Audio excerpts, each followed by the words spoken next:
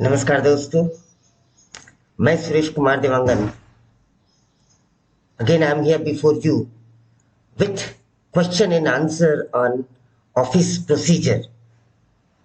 You people have been telling me for a long time that I should go for office procedure. I was looking for some good materials where I could begin with. So here I am today with around 34 questions. Believe me, friends, you are going to enjoy it today because what is office procedure? What procedure is being followed, how filing is done, and many new languages you are going to learn जो हम office में day to day life में करते हैं। उन प्रश्नों को मैं आज आपको समझाने वाला हूं। सबसे इंटरेस्टिंग बात यह है, प्रश्न को करने के बाद में जब आप पूरा वीडियो देख लेंगे, पूरे क्वेश्चंस को समझ लेंगे, एक ऑनलाइन क्विज मैं आपको बताऊंगा आप किस तरीके से कर पाएंगे। वीडियो के अंत में बताऊंगा आपको मैं। पहले सभी प्रश्नों को समझ लीजिए और फिर आप स्वयं इस टेस्ट को लगाइए, आपको पता चल जाएगा आपकी अंडरस्टैंडिंग लेवल कहां है। तो friends, let's begin without wasting time. The very first question is, in accordance with office procedure which of the following statement is true. Office procedure की अकॉर्डिंग बात करें तो इनमें से कौन सा स्टेटमेंट ट्रू है? That is our question. तो देखिए, senior officer should not require any modification in और replacement of the notes recorded by their juniors once they have been submitted to them. पढ़िए जरा ध्यान से, समझिए। Senior officer should not require any modification, ऐसा हो सकता है क्या? है क्या? ये आपको देखना है। Okay. Number 2, instead the higher officers should record their own notes giving their own views on the subject. Absolutely right. Wherever necessary, correcting or modifying the facts given in the earlier notes. Subordinate ने कुछ notes लिखे हैं, उसे गलत नहीं सिद्ध करना है बल्कि आपको अपना नोट देना है। तो पहला नंबर भी ठीक है, दूसरा नंबर भी बिल्कुल ठीक है। हमसे प्रश्न क्या पूछा गया? Which of the following statement is true. अब देखते हैं तीसरा स्टेटमेंट क्या है। इन एनी केस रिप्लेसमेंट और modification of the notes which have been recorded on a file when the file has been further noted upon by others should not be permitted. ये भी बिल्कुल ठीक है। चौथा, पास्टिंग ओवर अ नोट और अ portion of it to conceal what has been recorded is only permissible in rare case. No, it is not permissible in any case. आप इसे छिपा नहीं सकते जो एक बार रिकॉर्ड हो गया। कंसील मीन छिपाना। तो चौथा बिल्कुल गलत हो जाएगा। पांचवे की ओर आगे बढ़ तो इसका बी आंसर नहीं हो सकता, ए तो बिल्कुल नहीं हो सकता, नन ऑफ दीज भी नहीं हो सकता। Then what is the correct answer? C is the correct answer. देखिए, राइट का निशान बनता है ग्रीन से, इसका मतलब आपका उत्तर बिल्कुल सही। आगे बढ़ते हैं नेक्स्ट क्वेश्चन की ओर। कुछ प्रश्न लंबे हैं, कुछ प्रश्न छोटे हैं। According to the office procedure which of the following statement are incorrect. कौन से स्टेटमेंट इनकरेक्ट है? ध्यान रखना, प्रश्न को ध्यान से देखिए। Which statement are incorrect? तो चलिए देखते हैं। If the officer agrees to the line of action suggested in the preceding note, he will merely append his signature. बिल्कुल ठीक है। Black or blue pen will be used by all categories of staff and officials. ये भी बिल्कुल ठीक है। Only an officer of the level of Joint Secretary or Government of India and above may use green or red ink in rare cases. Gazetted officer uses green pen, you know. ठीक है। The dealing hand will append his full signature with the date on the left below his note. बिल्कुल ठीक है। पांचवा, an officer will append his full signature with the date on the right hand side of the note with the name and designation and date is also correct. छठवां option देख लेते हैं. Notes should be typed written on both side of the note sheet as per the instruction of the Department of Expenditure. आपको हमको भी instruction मिलता होगा, आप देखते होंगे कि हमको पेपर के दोनों साइड का इस्तेमाल करना है. नोट शीट में भी दोनों तरफ का इस्तेमाल किया जाता है. तो सारे स्टेटमेंट करेक्ट हैं. हमसे पूछा जा रहा है व्हाट स्टेटमेंट इज इनकरेक्ट, तो नन ऑफ दीज. ये देखिए आपका करेक्ट आंसर हो गया नन ऑफ दीज. अगले प्रश्न की ओर आगे बढ़ते हैं.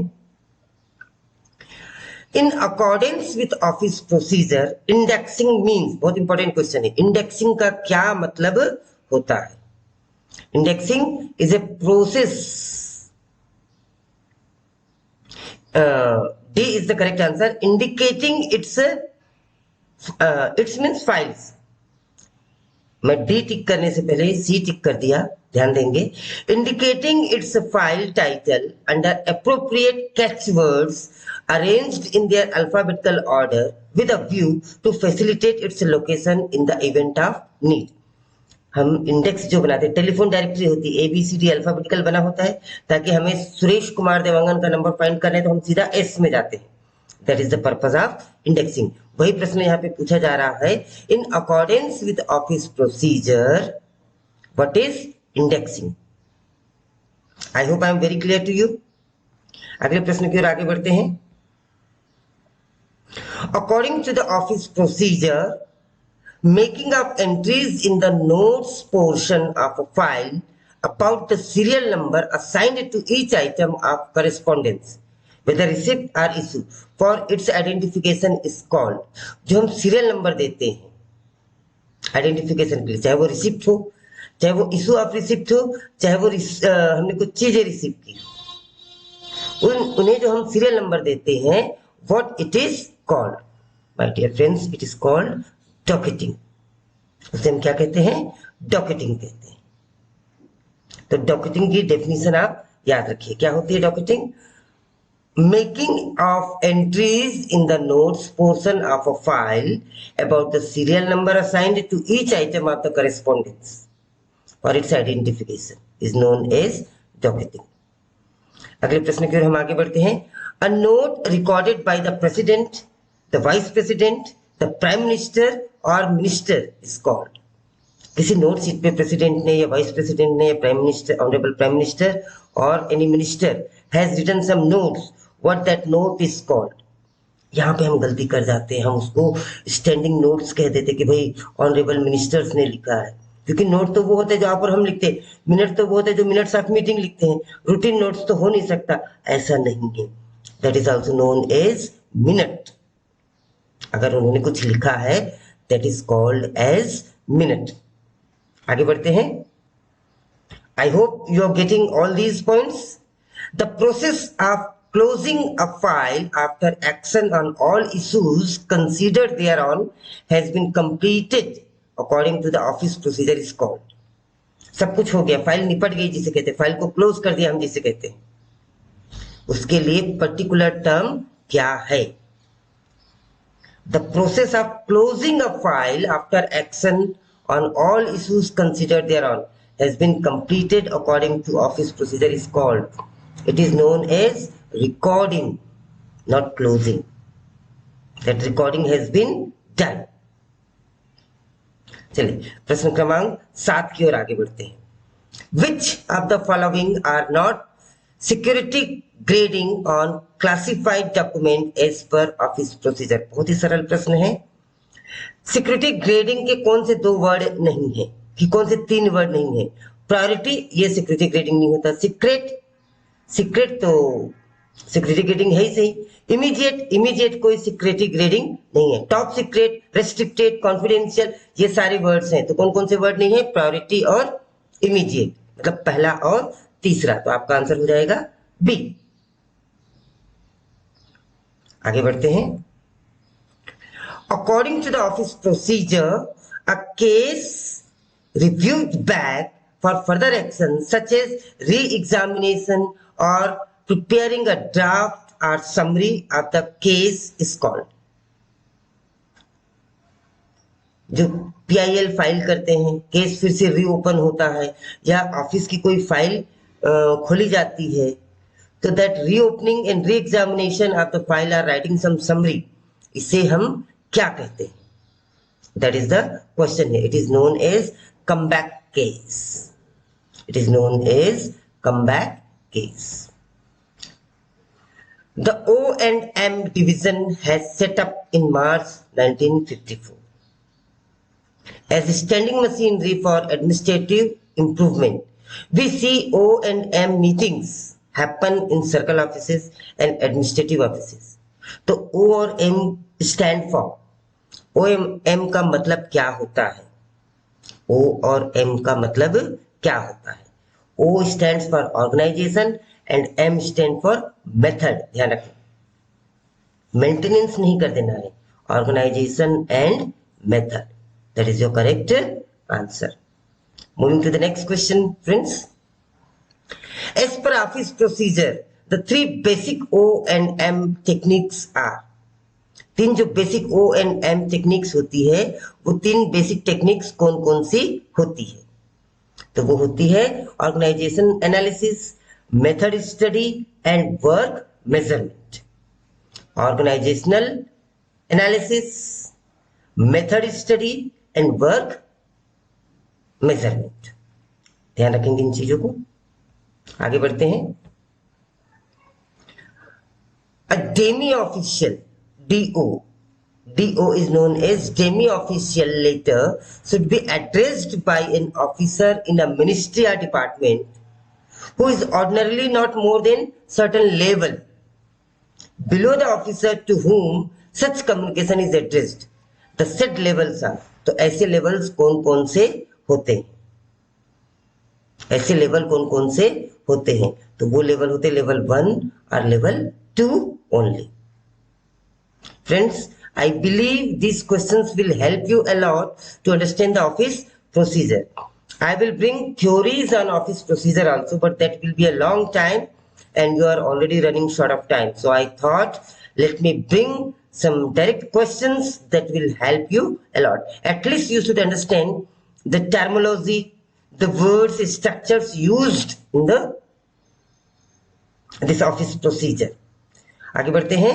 The form of written communication generally used for corresponding with other department और in calling for information from और conveying information to its employees.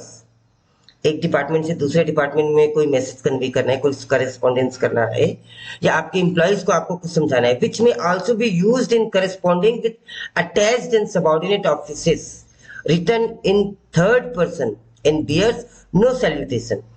इस चीज को क्या कहते हैं? आप सभी इसको बहुत अच्छे से जानते हैं. इसमें कोई सैल्यूटेशन नहीं होता, कुछ नहीं होता. वो होता है ऑफिस मेमोरेंडम, मेमो हम जिसे कहते हैं. हमें मेमो इशू किया जाता है तो ऐसा थोड़ी नहीं बोलता, dear Dewangan you have been found this this that that. No, no salutation is there. So it is office memorandum. ऊपर जो 3 लाइनें दी हुई है, मैंने जो 3 लाइन लिखे हुए क्वेश्चन की पढ़िए जरा.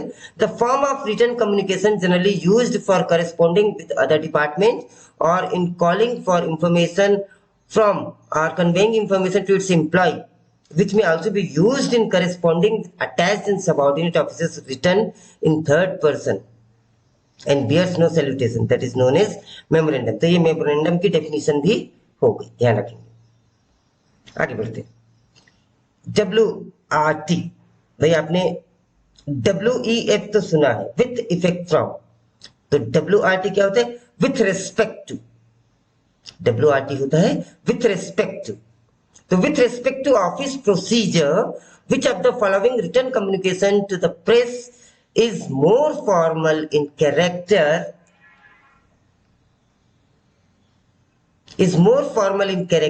and is expected to be reproduced intact by the press rather than resorting to editing, compressing or enlarge it as deemed fit is called.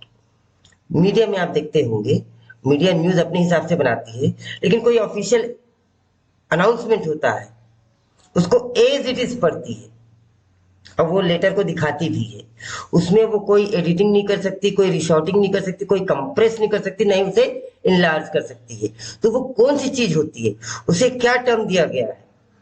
That is your question, and that is known as press कम्युनिके।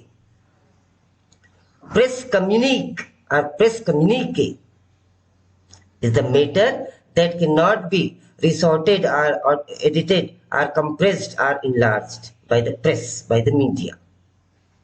उसे press note नहीं कहते, ध्यान रखेंगे, ना ही उसे office memorandum कहते हैं। In accordance with office procedure, the ministries and department may ensure that while addressing communication to the member of parliament, proper protocol is observed, conforming to their position in the desk. Proper protocol follow होना चाहिए, conforming to their position in the। अब ये बड़ा interesting सा question है। हमें normally protocol याद आता है कि हाँ हमें प्रोटोकॉल फॉलो करना है, हमें प्रोटोकॉल फॉलो करना है, उसे हम कहते हैं warrant of precedence. Warrant of precedence should be followed while writing letter to the higher authorities.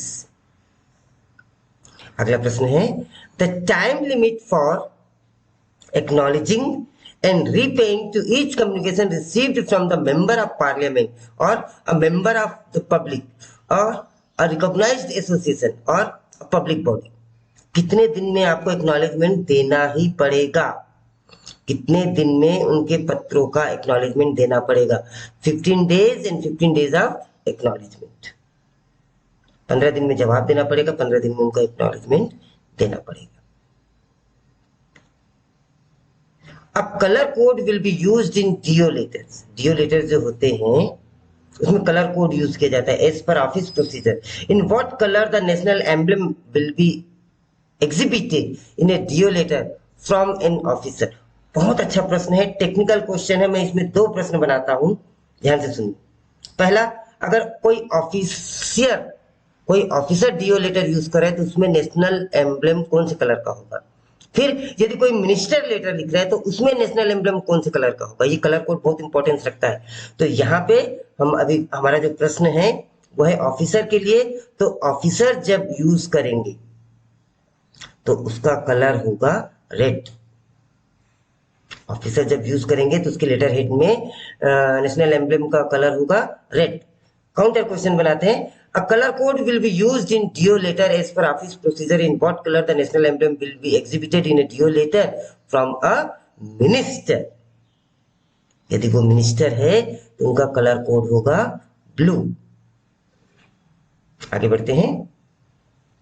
In accordance with office procedure, if the main file on a subject is not likely to be available for some time and it is necessary to process a fresh receipt or a note without waiting for its return, to deal with it another file is opened, it is called।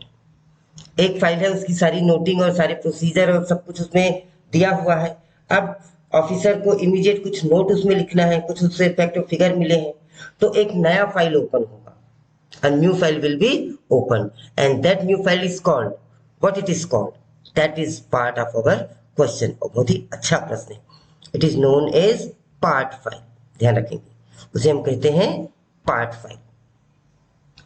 As office procedure, the files may be recorded under category C। Category C file will include files of secondary importance and having a reference value for a limited period not exceeding। इस प्रश्न को हम बाद में discuss करेंगे, पहले मैं आपको बता दूं, जो ऑफिसेस की फाइल होती है उनकी 3 कैटेगरी होती है। Category A, category B, category C. तीनों की लाइफ स्पान अलग होती है, तीनों का हैंडलिंग अलग होता है। तो कैटेगरी 1 क्या है? Top priority. कैटेगरी 2 क्या है? उससे कम। और कैटेगरी सी क्या है? सेकेंडरी कैटेगरी होती है। तीनों की अपनी अपनी लाइफ स्पान होती है, तीनों अपने अपने उनकी लाइफ स्पान होते हैं। तो अभी हम बात करें कैटेगरी सी की, तो कैटेगरी सी जो होती है उनकी लाइफ होती है 10 ईयर, 10 साल तक उनको संभाल के रखा जाएगा। इसी पे आप प्रश्न आएंगे।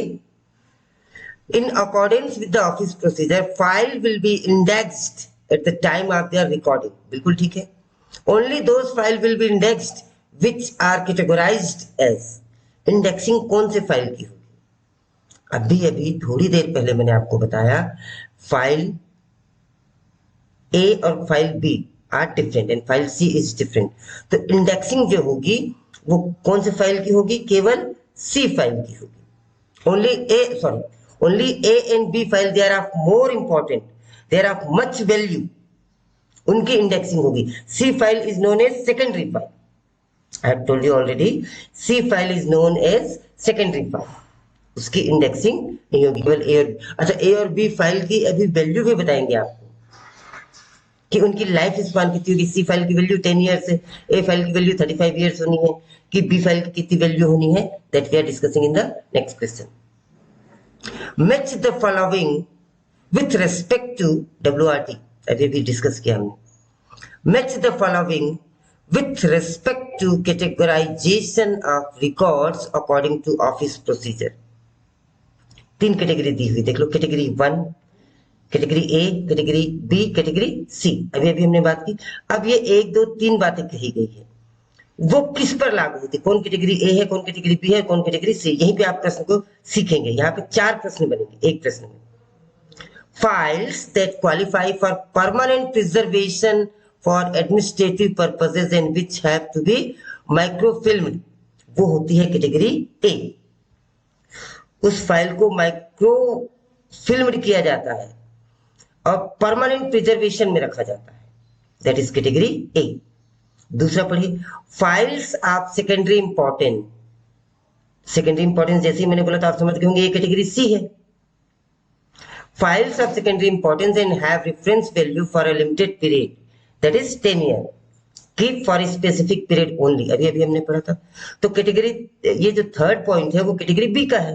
तो कैटेगरी B की क्या क्वालिटी होती है देख लीजिए, files required for permanent preservation for administrative purposes like A, but exclude the nature of material falling under category A category that requires माइक्रोफिल्मिंग।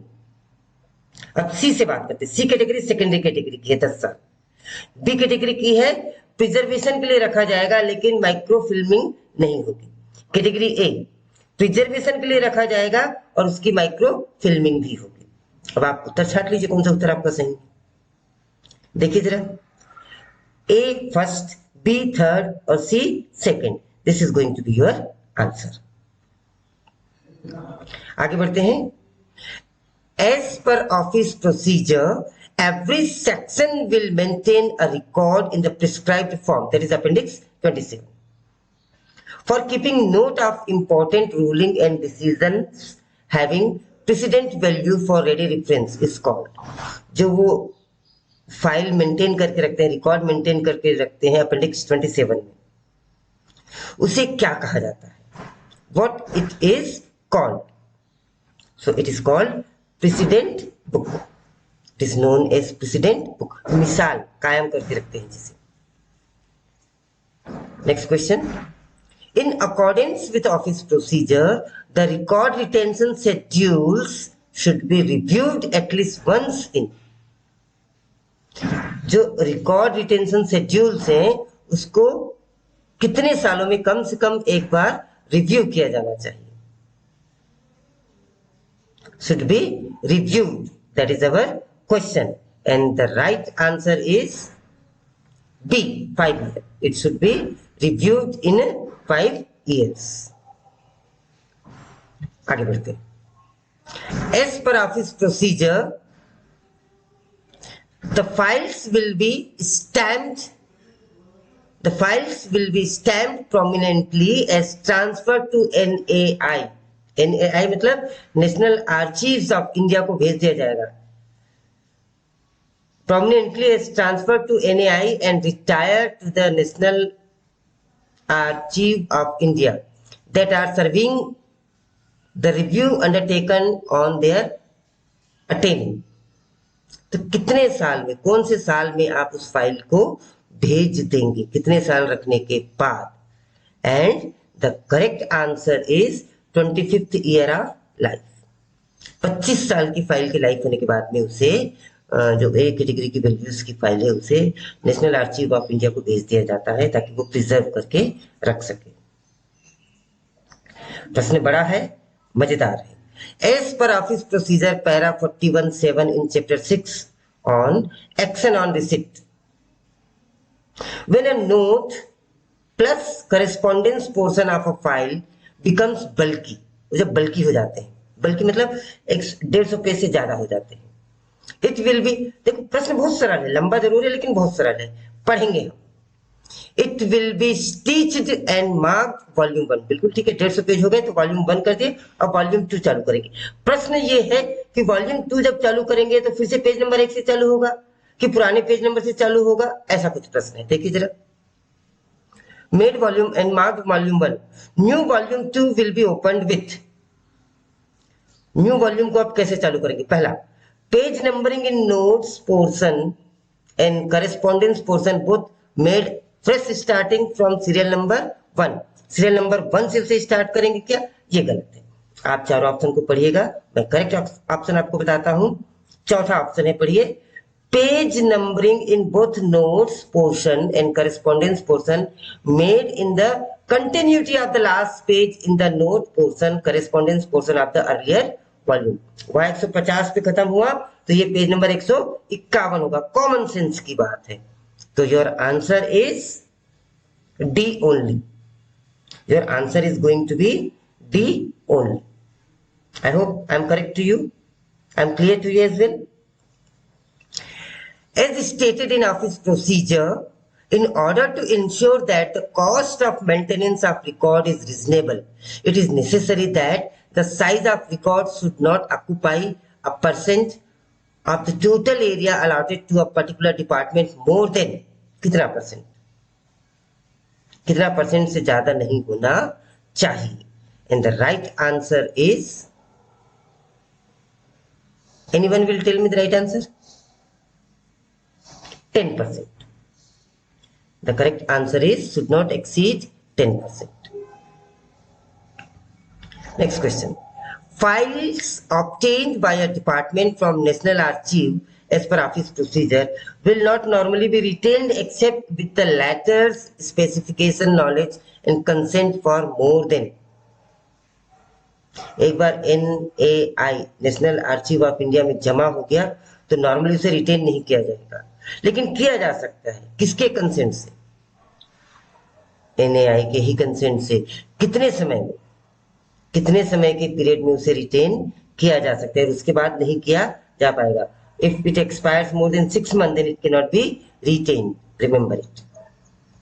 Now friends, these questions are really interesting. These are words and will help you a lot in your examination if you understand the process. Many questions may be asked in the examination. Now moving to 8th number question. As stated in office procedure, files obtained by a section from the department record room will normally be returned within. Record room से अगर कोई file लाई गई है उसे normally कितने दिनों में आपको वापस करना ही पड़ेगा?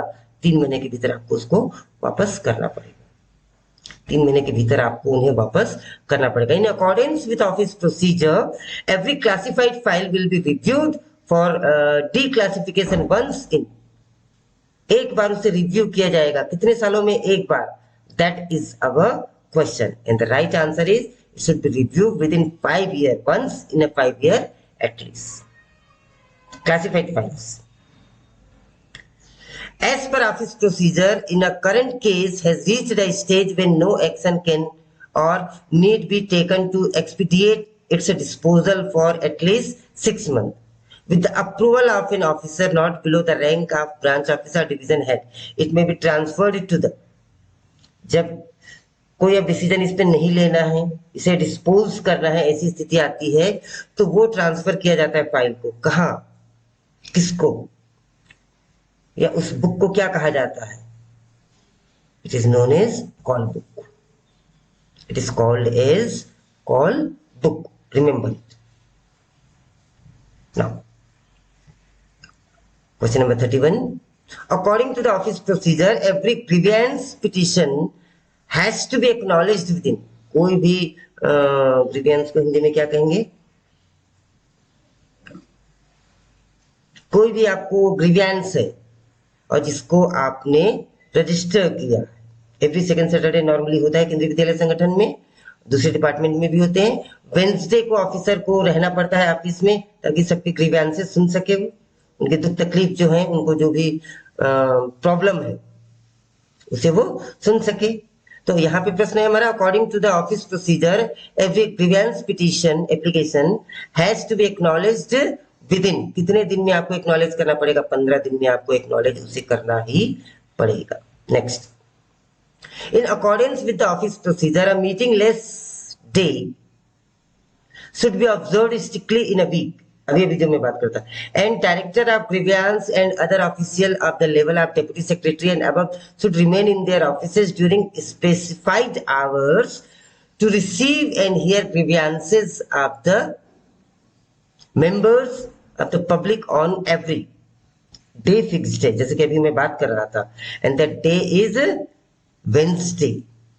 Wednesday is, my dear friends, इसे Wednesday नहीं बोलेंगे, it is to be pronounced as Wednesday, Wednesday, not Wednesday, remember it.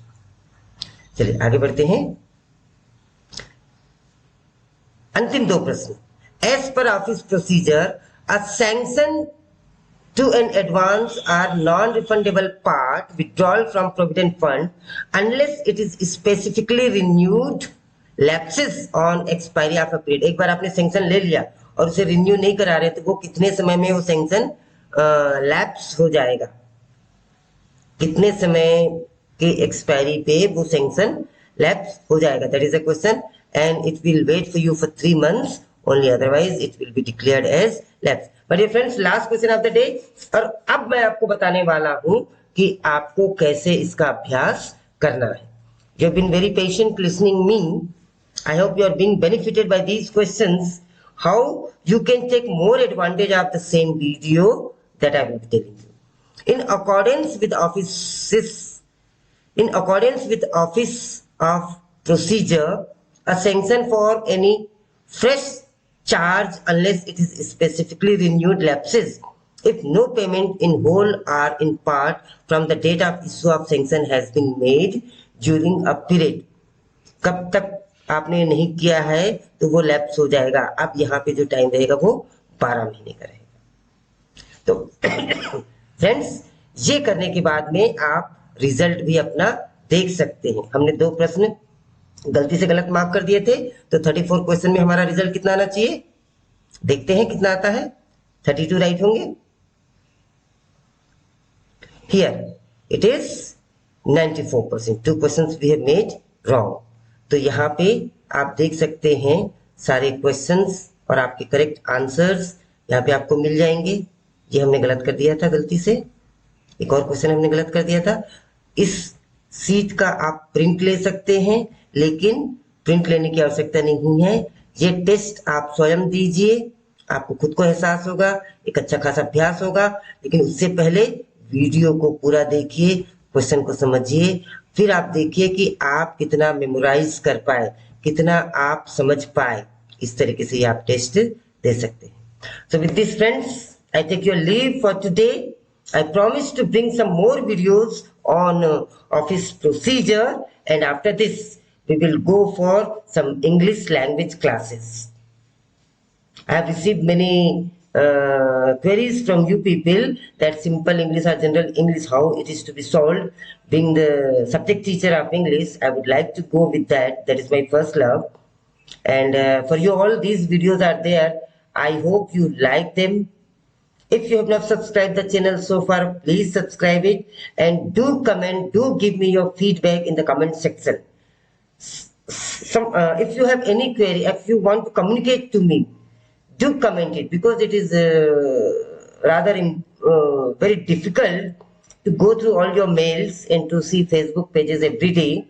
But I do promise I read your comments every day, and I always try to reply it as well. With this, I take your leave. Thank you. Have a nice day. See you. Happy learning.